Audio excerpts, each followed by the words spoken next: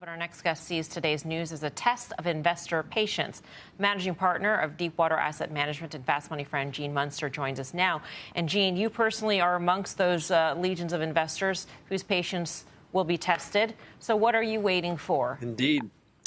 Melissa, first, I am bracing as someone who's been supportive of what Tesla's doing and optimistic about where this company can go.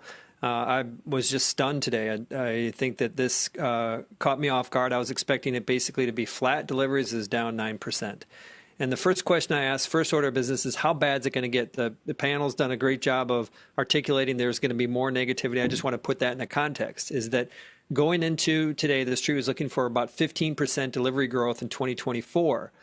If you look at the numbers they just reported and assume that they can grow deliveries 10% sequentially for the rest of the year, deliveries will be down 3% for the year. So this is probably more ugly than it seems even today. And given that change and look what happened in the stock, I don't think that's fully priced in. So I think, Dan, you've been clear about that $100. I don't think we're going to see 100, but I do believe that the stock is going to go lower because this is going to be what I think is going to be kind of the kitchen sink, where you're going to see analysts, I had that job for a long time, throw in the towel and say that this is going to be over for a long time.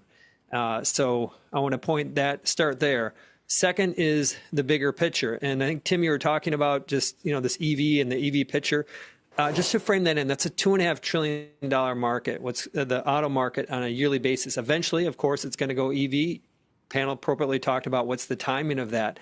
I think it's going to come faster than most people think, even though this is such an ugly day on the delivery numbers.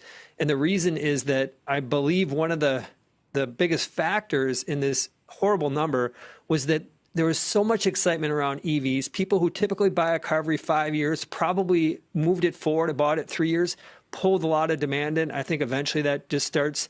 I'm guilty of being too optimistic, but I think eventually they get to the other side. And one final thought, Dan, you talked about FSD. I agree that that is an important piece here. If anybody's tried FSD, the beta that they just put out last week, it is a step function better than what they've ever done. And so I think that is going to come probably in the next year or two.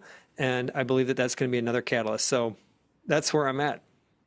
What can they tell us, if anything, in the next quarter or two that can sort of, I don't want to say solve certain issues, but for instance, if they come out with a lower cost model, does that solve for some of the weakness that they will see in China and address that next wave of growth that investors are looking for? Is there sort of a couple of things that they can do that can make the story a little bit better? So you've got two camps. You've got the people who believe. And the reason why the stock's not down more today is because that camp still exists. The reason why this still has the market cap it does is because that camp still exists. They're not going to be influenced probably by another couple punky quarters. That won't influence it. The people who are skeptical, there's nothing that Tesla's going to say over the next, when they report their quarter on the 23rd, that's going to get those people more optimistic. But as an investor, I think you need to fast forward to, I'm already thinking about mid-2025. And at that point, we're going to have some really easy comps. I mean, this is a down 9%.